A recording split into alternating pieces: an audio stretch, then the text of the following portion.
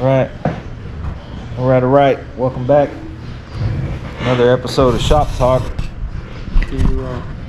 Today's topic. Huh? You in the shop? Well, I can be just like that. Okay. Welcome back. Another episode of Shop Talk. Just finished up for the day, and we had a comment. Actually, going to respond to the comment. One guy had said, a club versus solo rider, and I was like, man, that's a good topic. So that's what today's topic is: club versus solo rider. For those maybe watching the video don't know what a solo rider means, is you're not in a club, you're by yourself, and you go to these events, by yourself, or maybe with your wife or kids or something, not in a big name club, which could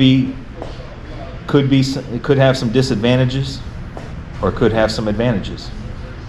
Just depends on how things work out. But we'll start with Bobby. Bobby, what you think about solo versus club? What's your experience? Well, I've never been in a club, so besides this one. So, I can't really answer that question.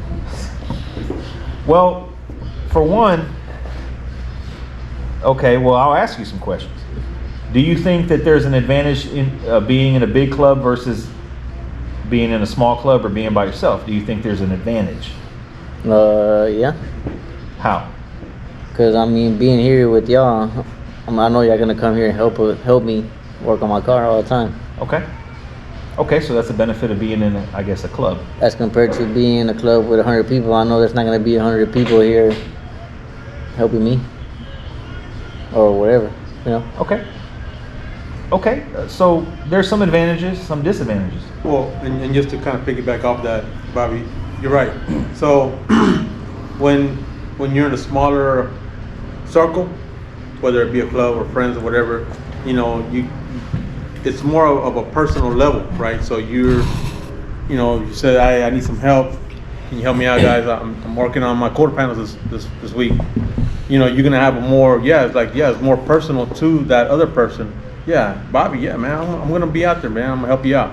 We'll get some food later on and some beers and drink some beers or whatever, and we're gonna get that work done.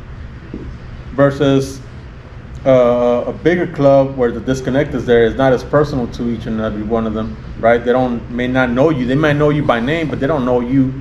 That you live in such and such area, or your family's like this, or this is your likes, your dislikes, Yeah.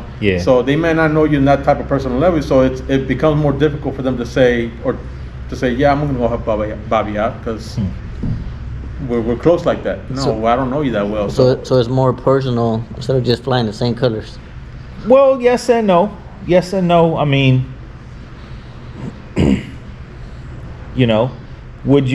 Would you benefit,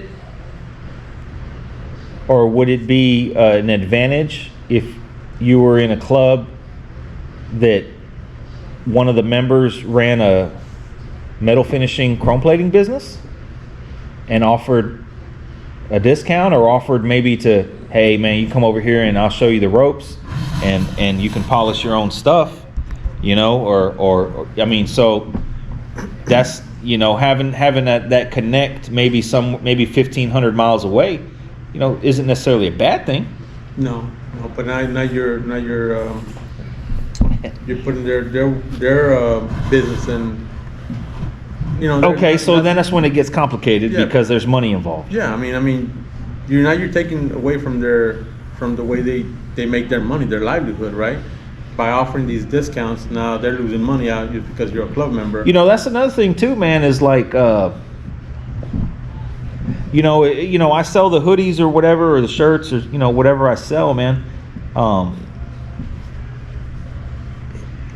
If you were my friend and I have a shirt for sale that we made, she made, and I say, hey man, the shirt sells for 20, or the shirt sells for 25. Shipping included. As a friend, would you say, hey, let me get it for 18? Or would you say, okay, here's a 25?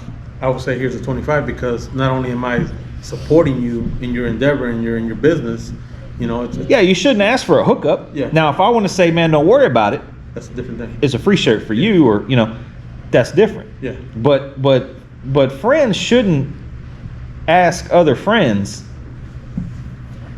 to hook them up. You shouldn't have to ask for Yeah, one. yeah, that's- shouldn't have to ask. It should be maybe understood or maybe not understood, you know? Yeah. That hey, it is what it is. I'll give it to you at cost or cost plus $5 yeah. or whatever, you know? It just depends on the relationship, and then like I was saying, you know, with Bobby's statement was, you know, when it's a smaller group, you know, it's more understood, you know, so you know that other person better, you know Sure. their likes or dislikes, Sure. you know, what takes them off. I've So, always said you know. that if you have a friend and you don't know that friend's kid's name, Mhm. then y'all ain't friends. Yeah. Yeah, true. Period. If you don't know your friend's kid's name, y'all ain't friends. That's just major, yeah. Period. I don't care I don't care how you chop it up. That's the truth. So solo versus club. Well, it could be solo versus club. It could be solo versus big club. Yeah, I look at it that way. So when you say solo versus club, you're thinking solo versus big club, nationwide club. Yeah, there's a lot. Or of maybe a people- worldwide yeah, club. Yeah. It's kind of hard to get away from those. We're not going to mention any names, but you know, we're talking nationwide club where there's 15, 20 chapters Yeah, across the United States. across the yeah. United States Yeah. of lowrider Or clubs. even worldwide. I mean, Or yeah, there's some in Japan, overseas, Australia, Mhm. stuff in Sweden, stuff like that. So you say that is there an advantage to being in a big club, or is it a disadvantage, or I does think- it depend on the club? I think it's a disadvantage, man. You know. A disadvantage to being in a big club. Yeah, I think sometimes you just need to be. Interesting. You need to be more personal on a one-on-one. Smaller. Okay. Yeah. You know, I like this. You know, you offered your house for the 25th for Christmas. If Sure. you know, if somebody didn't have anything going on, and you Sure, want, come you over. know, yeah, come over, hang out. You know, would you get that from a bigger club? You probably wouldn't, because they would be doing their own thing. They're doing their own You know, thing. you might. You know, there's little within that bigger club. There's smaller cells that gather among themselves, right? What I like about a big club You go anywhere and is you can go anywhere and maybe know somebody. True. But the big club needs to have a standard. So like if the big club is on the same page with the quality of the vehicle, Yeah. and for the big club to get together and display 40, 50, 60 cars of all the same quality, that's awesome. That's all. You don't see that. You can't. You don't see that in your neighbor. You don't see that in your city. But if you were to go to a Vegas show or a big show like that, and all the cars are exactly how you would want it, Yeah, I and there's agree. no funny business like so and so shouldn't have lifted that car, or why is that car in the club? Yeah. You know, or I thought we didn't let 4 doors in the club. Why, you know, standards that should be enforced. But then it kind of gets complicated because is it your car or is it the club's car? Who are you building a car for? Yeah. Yourself or the club? Exactly. I'm building it for myself. Yeah. It just so happens that my personal standards fall right in line with what the club is. Yeah. But then you have somebody who joins when you start getting too big, Yeah.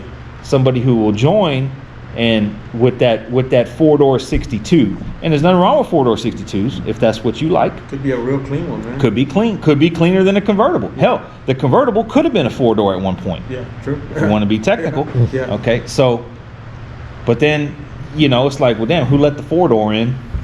Hey, well, the 4-door, maybe that dude who has that 4-door is down to get dirty and help everybody build their car on every Saturday. So,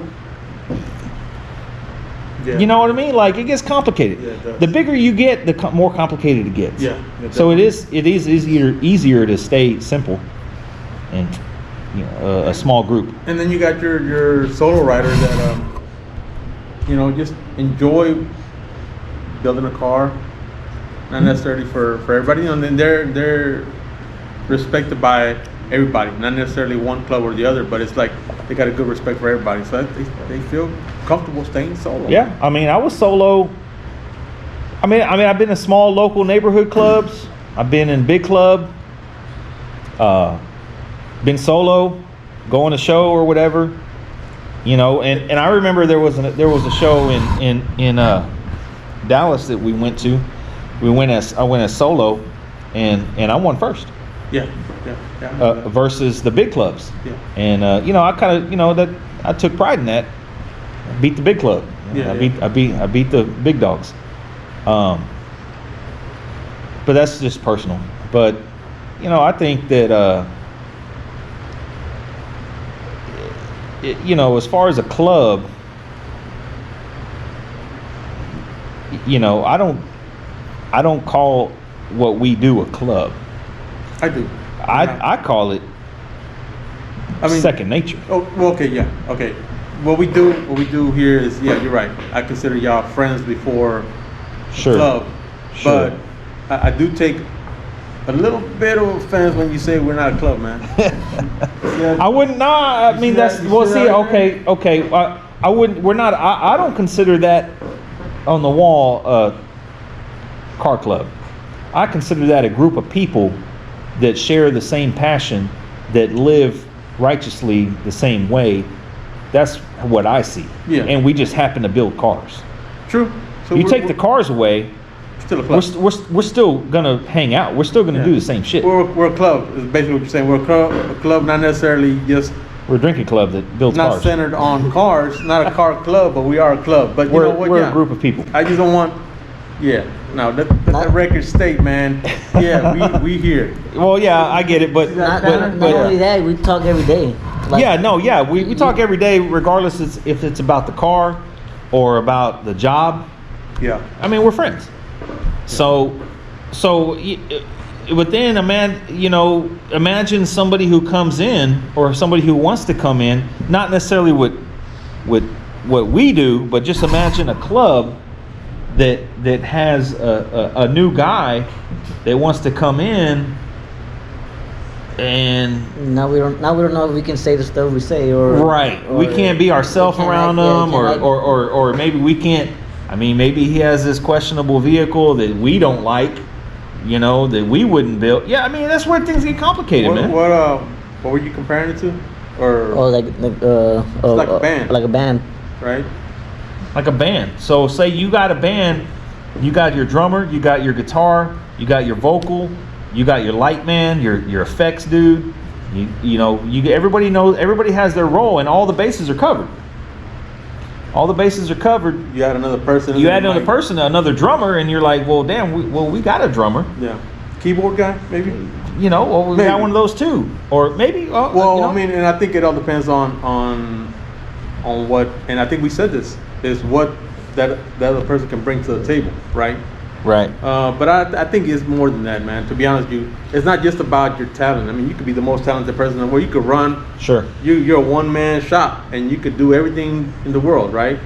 But it's also about the person. Gelling with the other people, right? Sure. The person. Their background, how they get along with other people. You're a hothead. You're not. Yeah, hothead, not criminal, not felon, not. Yeah, whatever. And it's like, does that mesh with everybody else's? I think we've all known each other for a while, that we can all mesh. We know what kind of ticks us off. Sure. So we kind of like, we know. So I think the best solution would be to be. I mean, it's kind of like starting a business, I guess. You got to know the person who you're going to invest in with your if you're going to go partners. You got to know this person. You can't just say, "Oh yeah, let's do it," and you don't know this person. You don't know their intentions. Intentions. You don't know if they're responsible. You don't know if they're on time. You don't know if they're late. You don't know if they even care about being late.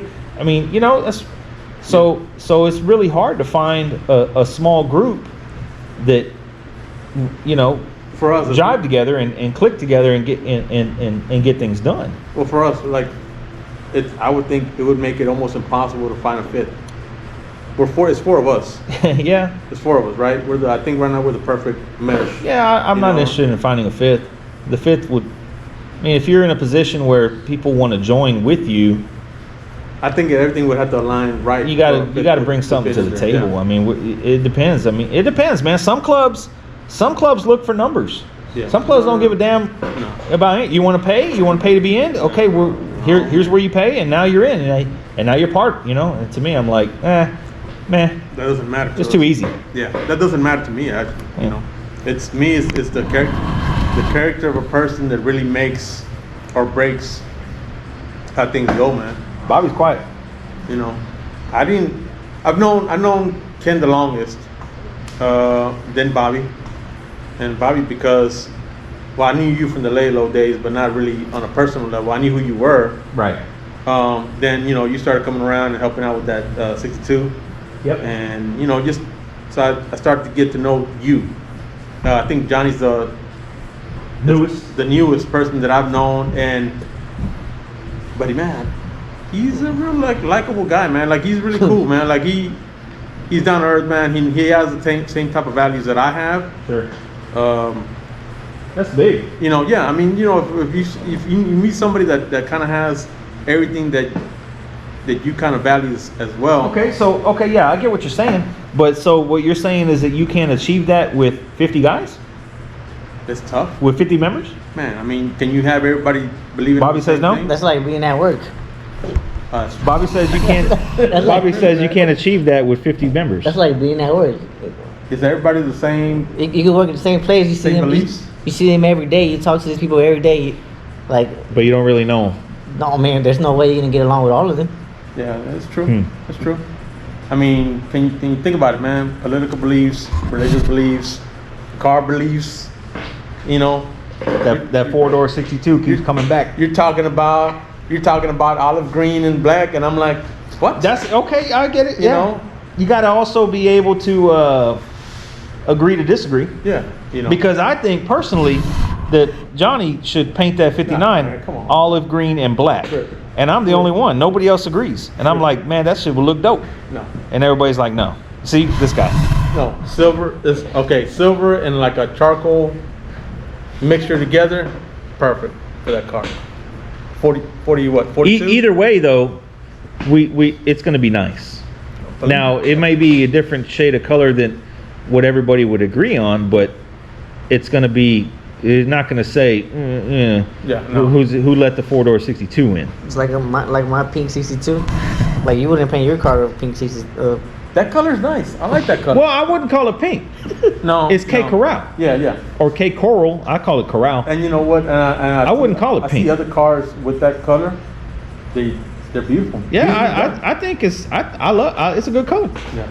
Now, I mean, I can't. I'm trying to think of a color of a car that I wouldn't want to paint that color, and I can't think of one. I would paint a cat. I would paint a big body. I would paint a Lincoln. I would paint a luxury sport. I like the color. Luxury sport, yeah, for sure. I mean, that's basically what Big Pimp had back in the day. Yeah. Ahead of his time. Ain't nobody doing that kind of stuff nowadays. That's what I'm saying. Like, Yeah.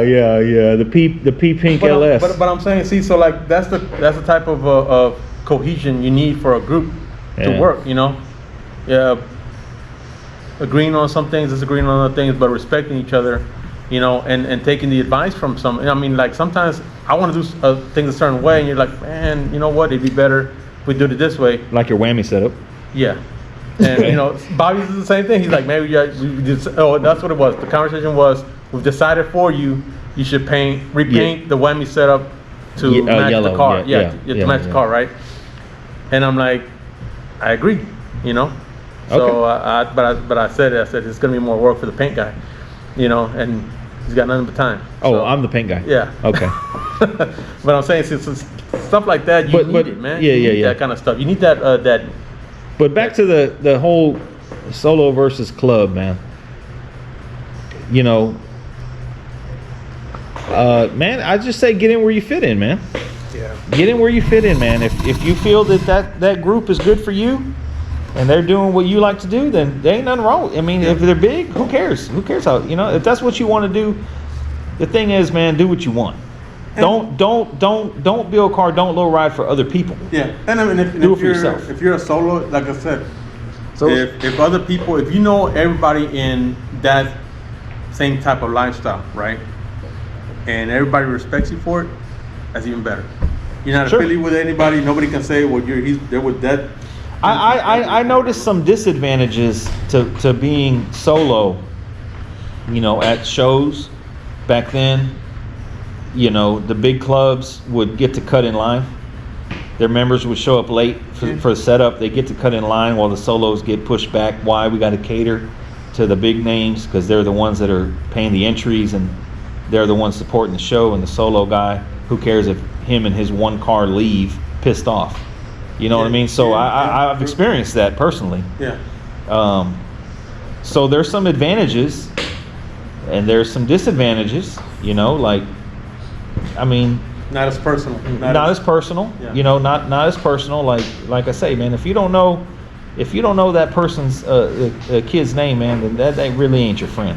So what do you suggest for somebody coming into the game or the game? The game, Yeah. I would tell them,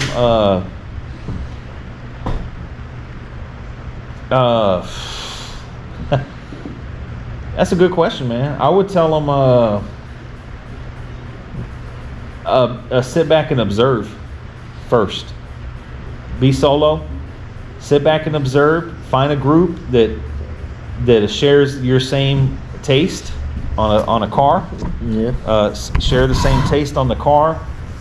Nothing too radical. If you don't like radical, if you don't like crazy leafing and pinstriping and engraving, if that ain't your style, you know, kind of feel that out a little bit. And I would say, sit back and observe, and then make a educated decision, informed decision, and go from there. 'Cause I know everybody growing up, they look at the magazines and they see this big names. Big names, man. I mean, We can say the names, but big names, and you were like, you want to be like part of that group, right? but you don't know anybody's name in that club. Yeah. You don't know their first name. You don't know anybody in it. And there's nothing wrong. I mean, if you want to join that, then. But I would say, you know, let's build a car to those standards. Yeah. But that's how a then lot of say you people. did it. That's how a lot of people join those clubs because they They want to be part of that big. they remember those names and they want to join Yeah, that group of people. nothing wrong with that. I mean, I was in a big club. Yeah. And- Not the most memorable times, but yeah. I mean, I learned a lot. Yes. That's what I would say. I learned a lot. It was a learning experience. I learned a lot. Had fun. And, you know, sometimes weren't fun. Most time was fun. But the thing is, when it gets big and when there's money involved, things get complicated. Because then you say, well, damn, man, Bobby's building his car. You know, he's dumping, you know, anywhere from $500 to $1,000 a month in that car because he wants to get it done. And then so and so over here, his car ain't been done in a year, but yet he's posting pictures of him going on vacation in Hawaii or Cabo or wherever. And so we know money ain't the problem. The problem is that he don't want to finish his car for whatever. And so then Bobby is feeling a certain way because Bobby's over here eating bologna sandwiches for lunch because he wants his car done. Meanwhile, so-and-so over here, the money's not the problem. He just don't have the heart for it. You see what? And then things get complicated because you're like, well, damn, where's your car at? You know what? So things get, and that's when things start falling apart. And just for the record, man, bologna sandwiches, man. I love bologna sandwiches. There ain't nothing wrong with bologna sandwiches. Mayo, mustard, man. I want at least 3 pieces of bologna on a sandwich.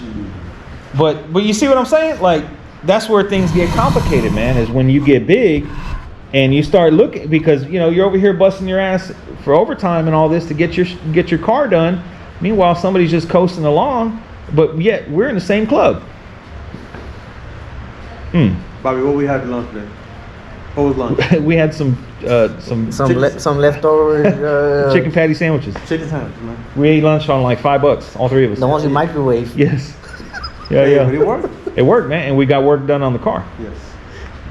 So, you know, I mean, that's the trivial stuff about being in a big club, but it's fun. I mean, like I say, I love if you can get in a group and go out of town and there's 20 or 30 cars and they all look sharp and everybody looks sharp and it's fun. There's none that I love that. There's nothing wrong with that. Yeah.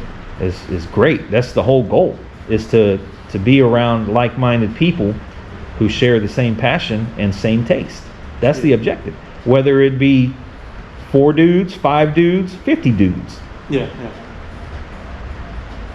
Just, that's all I gotta say on the topic. Definitely. I think we covered a lot on that. All right. You know, but just to reiterate. Yeah, we're a drinking club that builds cars. Yeah. You guys enjoyed it? Stay tuned for the next So- shop talk. Yeah, drunk talk. Yeah.